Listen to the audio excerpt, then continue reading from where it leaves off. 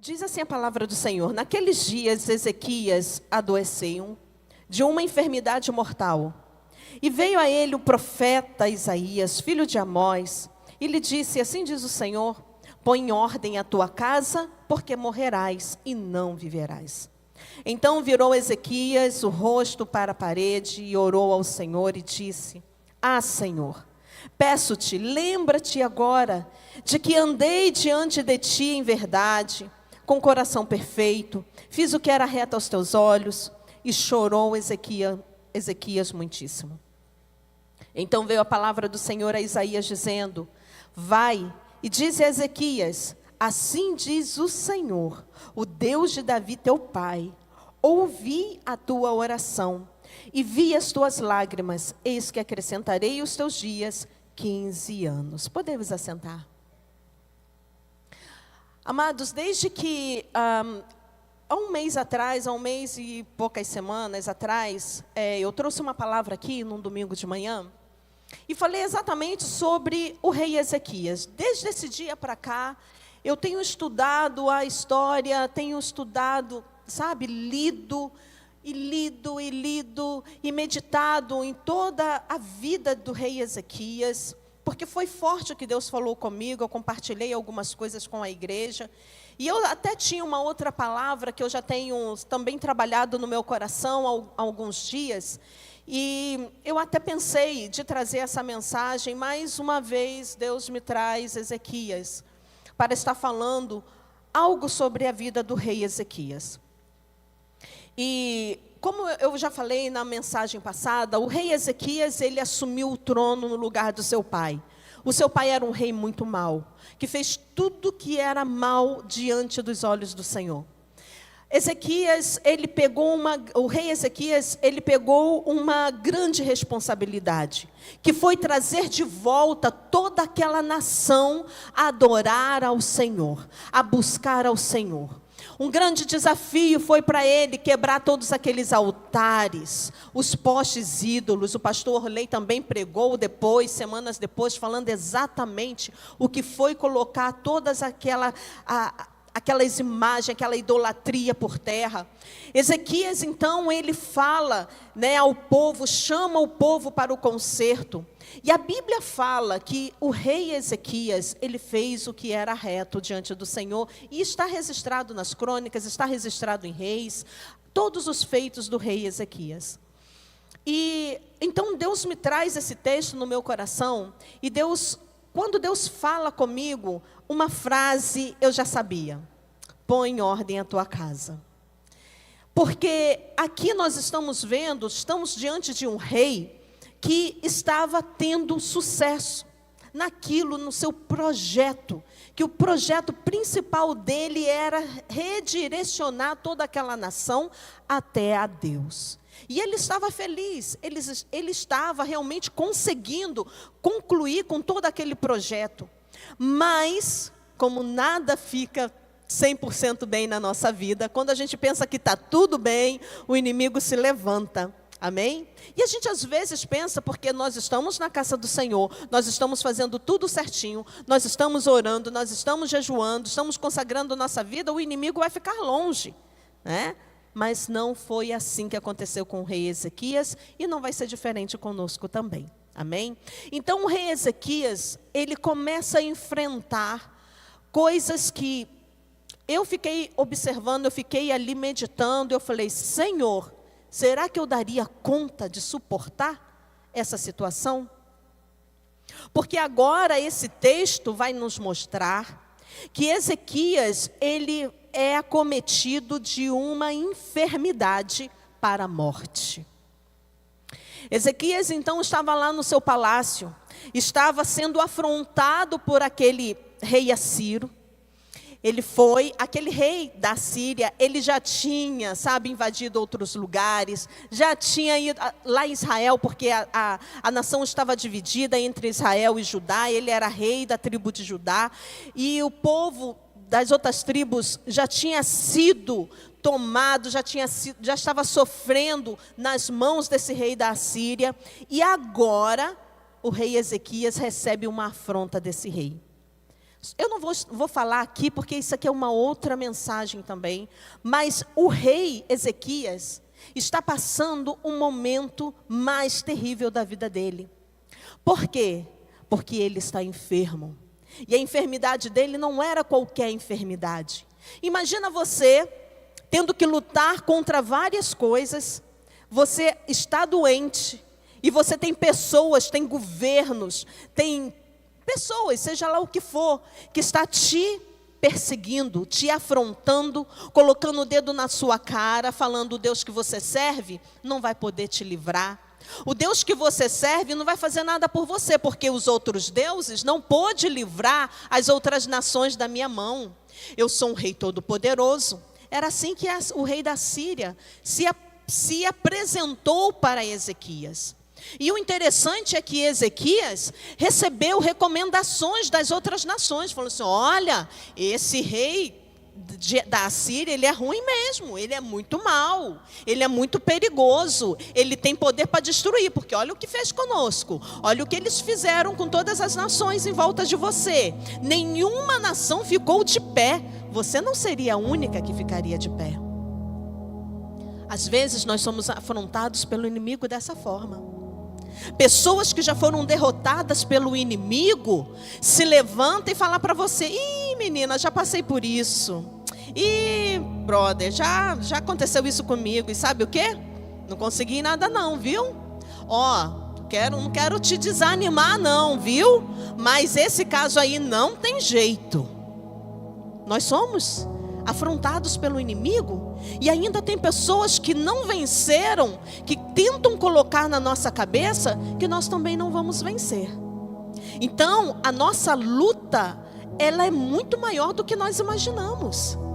Porque além de nós termos que lutar conosco mesmo, com as dúvidas, com os medos, com as incertezas, nós também temos que lutar com aquilo que nós estamos vendo na realidade. Você olha para um lado, as pessoas literalmente estão sendo destruídas. Você olha para o outro, as portas estão fechadas, não tem condição. Não existe lei, não existe nada. E você tem que lutar contra uma realidade, e contra os seus sentimentos, e contra o inimigo invisível, que fica mandando cartas, porque era assim que o rei da Síria fazia. Ele não foi cara a cara enfrentar o rei Ezequias, ele mandava cartas. Ou seja, de longe ele começava a afrontar, de longe ele intimidava a nação, colocava a nação contra ele. Ezequias ali lutando para trazer o povo na presença de Deus, tendo fé em Deus, confiando em Deus. O rei da Síria mandava cartas e mandava ler para o povo: olha, o rei Ezequias está enganando vocês, porque o Deus aí que ele está falando para vocês que vai livrar, é mentira, não vai livrar não, porque não existe ninguém mais poderoso do que eu na face dessa terra. Ezequias está vivendo uma pressão inimaginável. Talvez você está passando por esse mesmo momento de aflição, de afronta, de olhar para uma realidade, e se você for olhar pelos seus olhos humanos, realmente você não tem condição de ter esse seu milagre. Mas Ezequias, ele permaneceu firme, como a pastora cantou: em tempos de guerra, não pare de lutar, não pare de adorar, não pare de confiar no seu Deus. Não dê ouvidos a outras vozes, dê ouvido para a voz de Deus, porque a voz de Deus também não se cala. Mas nós decidimos ouvir ou não. Nós vamos ter que decidir ouvir a voz daquelas pessoas, do seu amigo de trabalho, de escola, ou às vezes até gente na igreja. Eu já vi pessoas aqui falando: olha isso aí, falei assim, mas eu creio num Deus Todo-Poderoso. Não é porque a outra pessoa não conseguiu que você não vai conseguir. Deus tinha um propósito na vida de Ezequias, e Deus tem um propósito na sua vida também. Amém? Fala assim: Deus tem um propósito na minha vida, e você precisa acreditar nisso. Se você não acreditar que Deus tem um propósito na sua vida, você já é um derrotado.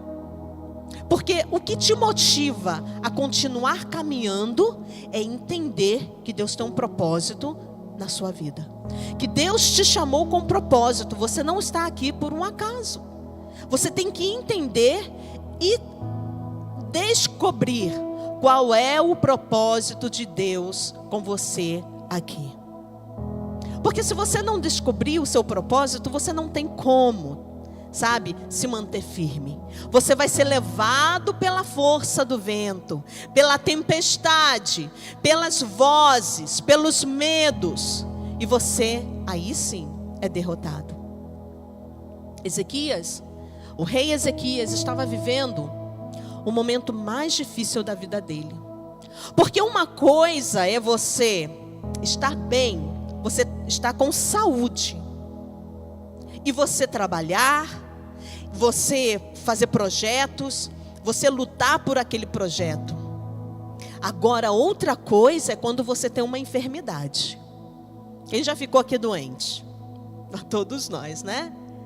Quando você está doente, o seu corpo, a sua mente até quer. Você até quer fazer coisas, mas o seu corpo te impede. Você quer levantar, você não consegue. Você quer fazer, você quer realizar, quer sair da cama, não consegue.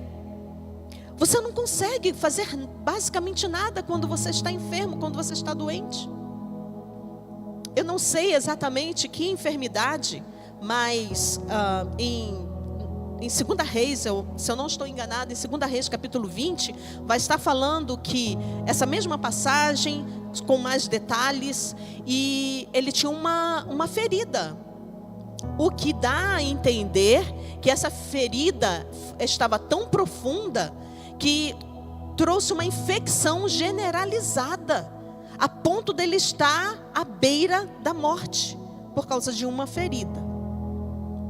Então, ele está psicologicamente atormentado com aquele homem, atormentado com este rei da Síria, que estava afrontando não só ele, estava afrontando o povo, estava afrontando Deus, estava se levantando contra Deus, e aquilo feria o coração dele, aquilo magoava ele.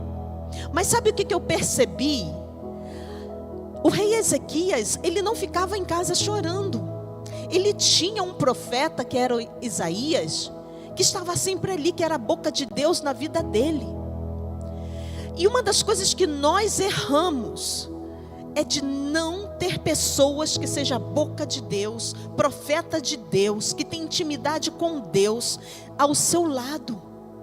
A gente às vezes se conecta com as pessoas, sabe, as mais difíceis, as que não deveria estar do nosso lado. Parece que é a essas que a gente recorre, parece que é a essas pessoas que a gente quer chorar, que a gente quer pedir conselho, que a gente quer confiar os nossos problemas.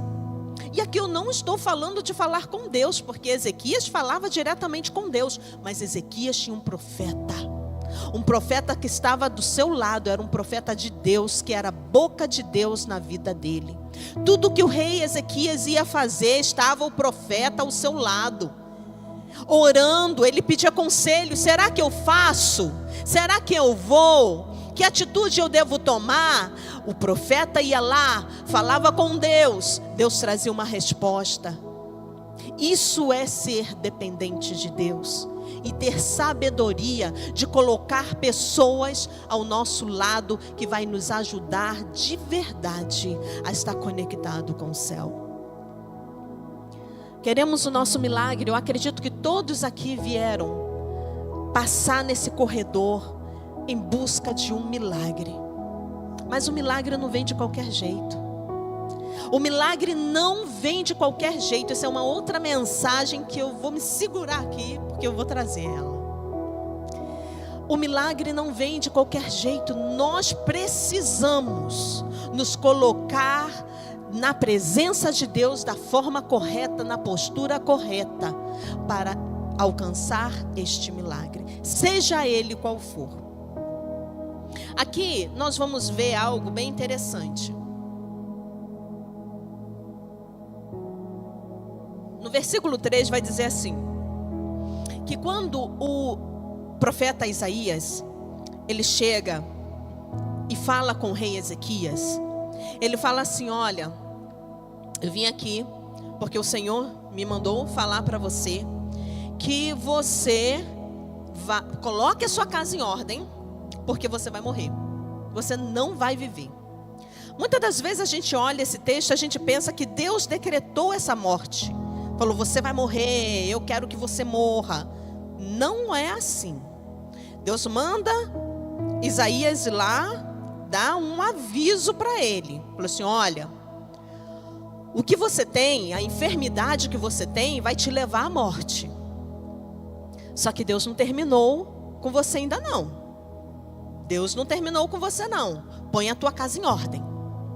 Põe a tua casa em ordem. Porque tem coisas que a gente está buscando de Deus, não é Deus que quer não. Mas Deus está falando: coloca coisas em ordem na sua vida, porque senão você vai morrer. Não é a vontade de Deus. Deus está dando um aviso. Tem coisas que precisam ser colocadas no lugar. Aí se você não coloca no lugar e você morre, aí a gente vai falar assim: ah, Deus que quis que ele morresse. Não, Deus não queria, porque Deus não tinha terminado com ele. O propósito de Deus ainda não tinha cumprido na vida dele. E Deus manda falar: coloca sua casa em ordem. O rei Ezequias era um homem exemplar diante dos olhos do Senhor. Quando ele recebe essa notícia, porque na verdade ele já sabia que ele ia morrer. Ele não estava sendo curado, ele não estava, voltando, se recuperando. Ele a cada dia estava definhando. É claro que ele ia morrer, só que a mensagem de Deus não era da morte. A mensagem de Deus era: coloca a tua vida em ordem. Ele e Deus estava bem. Muitas das vezes eu e Deus estou bem, mas será que a minha casa está em ordem?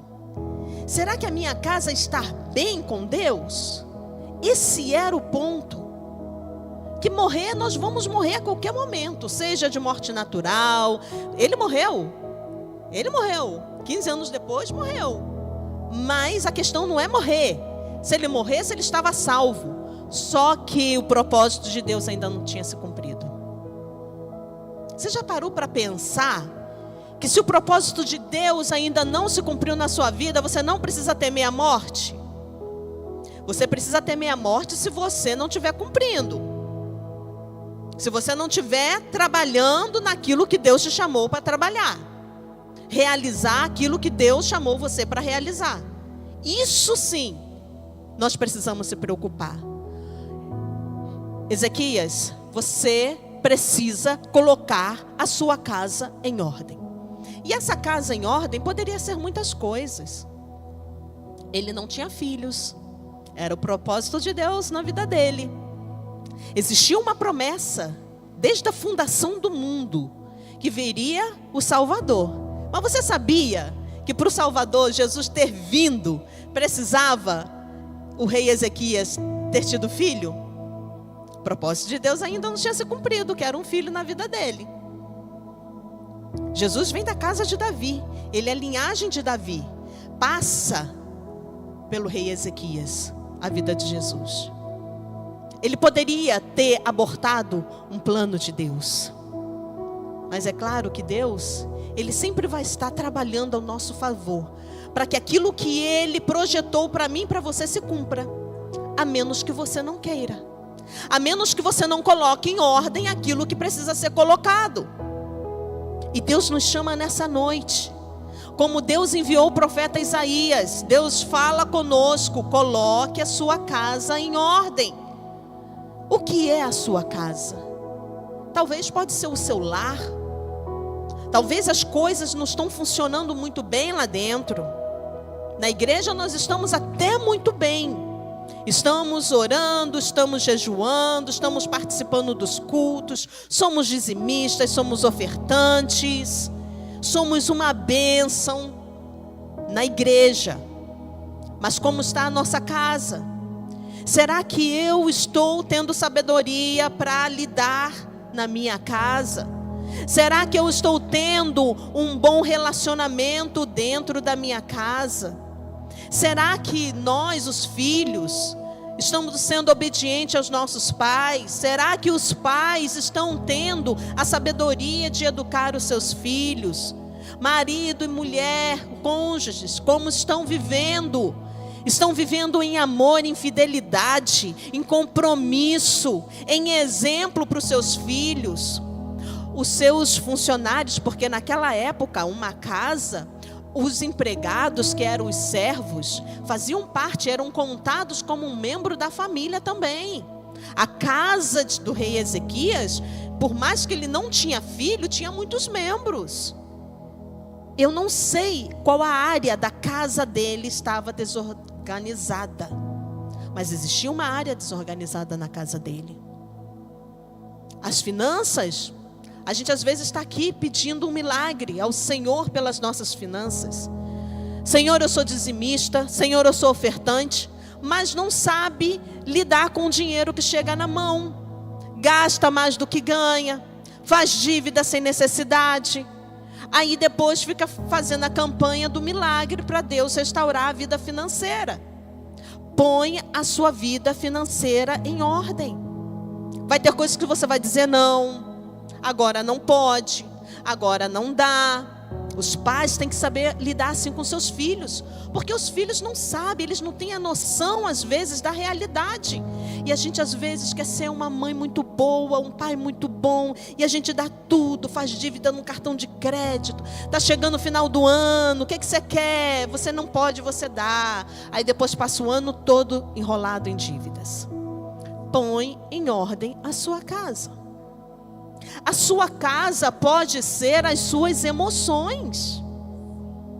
Quantas pessoas que estão enfermas dentro da casa de Deus, nas suas emoções, com raivas, com rancor, com ódio mesmo, desejando a morte de outras pessoas, sabe? Invejas, tantas coisas, maledicência.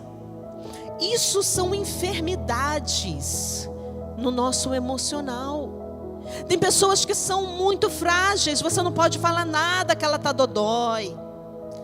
Ela não sabe controlar suas emoções, tudo fica com raiva, tudo, sabe, as crianças hoje, eles falam anger issues, né? Tantas crianças já com tanta raiva. Nós precisamos colocar em ordem as nossas emoções e levar os nossos filhos também com sabedoria a estar tratando das emoções das crianças.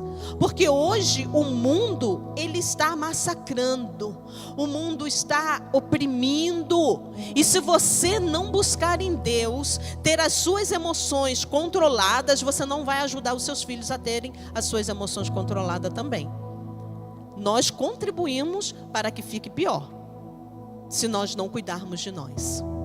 Porque a gente às vezes está sempre querendo que Deus trate com o outro, não é verdade? Mas Deus está querendo tratar com o indivíduo, cada um. Então, se eu estou bem, eu vou ter condição de ajudar quem está precisando, um membro da minha família, seja filho, seja cônjuge, seja quem for. Então nós precisamos colocar em ordem aquilo que está fora de ordem na nossa vida. Às vezes os filhos querem mandar mais do que os pais. Está errado. Os filhos precisam aprender a obediência. Existe uma promessa para os filhos. Às vezes a casa está desorganizada porque os membros da família não sabem os seus papéis. A mulher tem um papel dela, o homem tem um papel dele e os filhos também têm o seu papel. Se os papéis não forem bem administrados, cada um fazendo, exercendo o seu papel, fica uma desordem, fica uma bagunça e aí o milagre não acontece.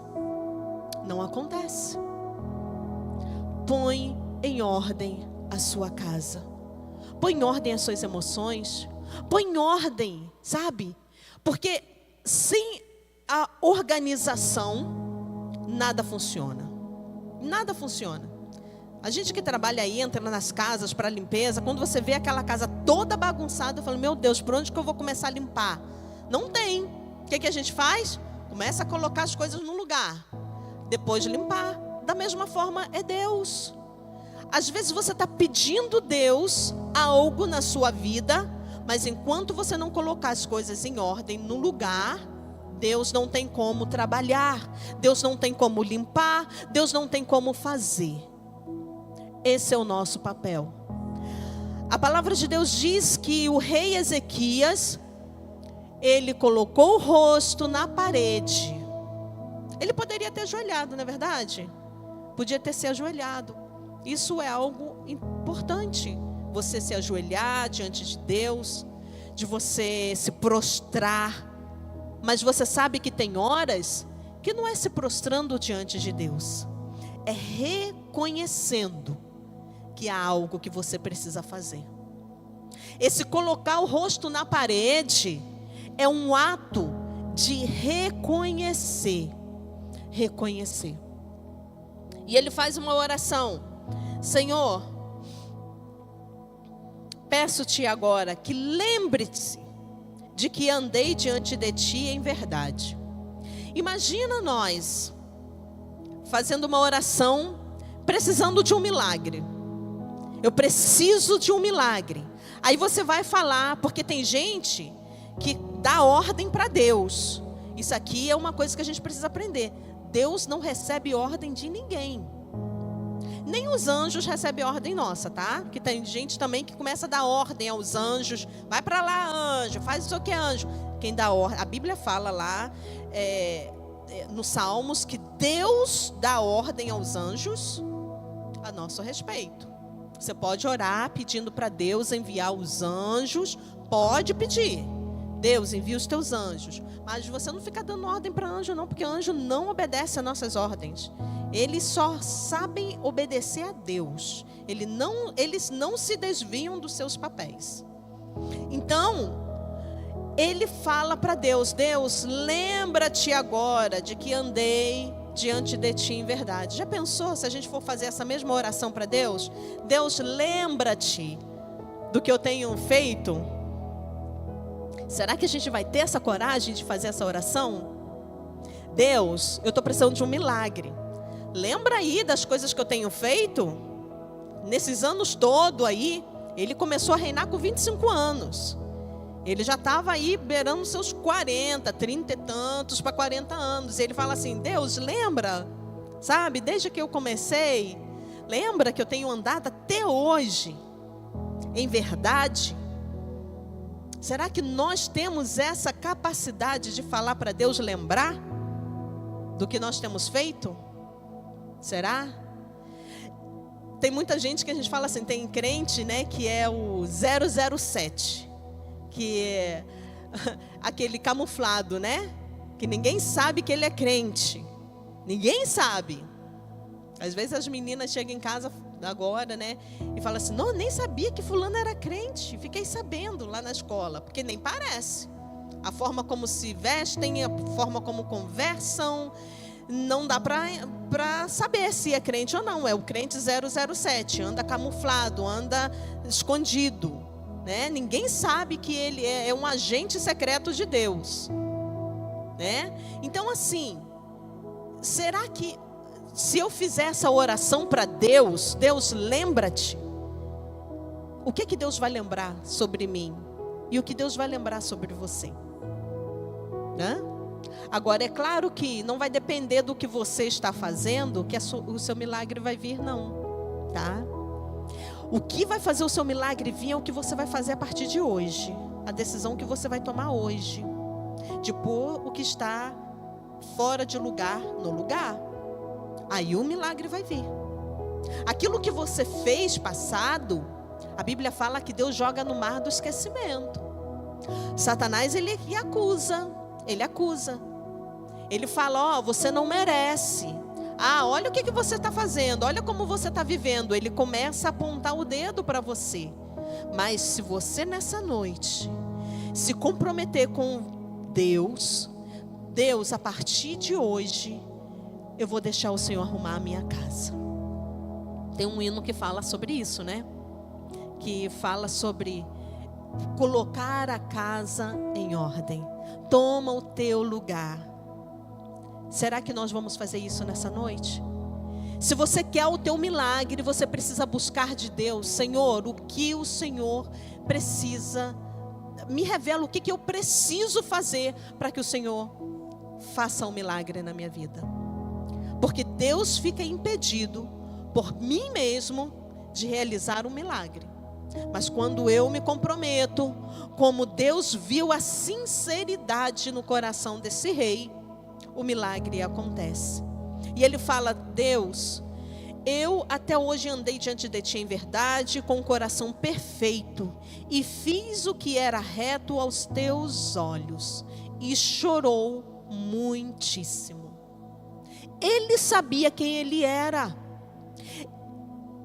Ele sabia que Deus podia contar com ele em todos os momentos. Deus viu a sinceridade no coração dele. E Deus trouxe resposta. Eu falei: olha aqui, rei Ezequias. Isaías falando para ele: Deus mandou vir aqui falar para você o seguinte. Ele ouviu as tuas orações. Ele ouviu, ele viu as suas lágrimas. Mas você precisa fazer uma coisa. Porque a gente às vezes pensa que está fazendo tudo certo. A gente às vezes olha para a nossa vida e acha que está tudo bem. E eu quero dizer que não. Nós sempre temos coisas que precisam ser trabalhadas, precisam ser mudadas, precisam ser colocadas de lado e chamando outras coisas de Deus para o lugar. Deus fala para ele: olha, põe em ordem a sua casa. Que nessa noite você possa vir à frente, vir nesse corredor, no corredor dos milagres, mas com o seu coração falando para Deus: Deus, a partir de hoje, isso aqui que está errado na minha vida eu vou deixar de lado. Isso aqui que está fora de ordem na minha vida, a partir de hoje vai consertar. Deus, lá na igreja eu oro muito, mas aqui na minha casa eu não oro nada. Eu não oro nem pelos meus filhos. Eu não intercedo nem pelos meus filhos. Mas a partir de hoje, Deus, eu vou orar.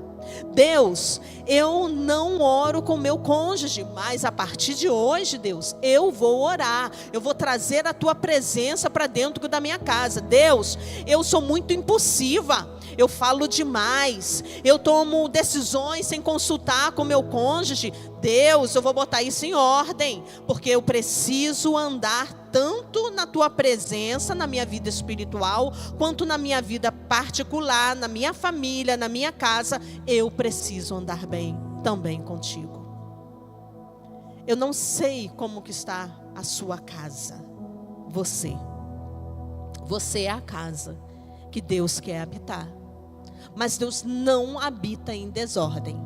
A gente às vezes eu fico pensando assim: meu Pai, como que uma pessoa consegue viver numa bagunça dessa? Eu fico irritada. Sabe, gente, aonde a presença de Deus está, tem que ter limpeza, tem que ter organização. Porque Deus não habita em sujeira, em desordem, seja ela física ou espiritual. Coisas bagunçada na nossa vida. Tem pessoas que vivem uma vida toda atrapalhada, toda desorganizada. Deus não habita, Deus habita em coisas organizadas. Então, eu não sei o que está desorganizado em você. Não sei o que está desorganizado na sua casa. Não sei como que está, mas Deus sabe e você sabe também. Que nessa noite você possa colocar o que precisa ser colocado em ordem para que o milagre aconteça na sua vida. Amém? Vamos ficar de pé?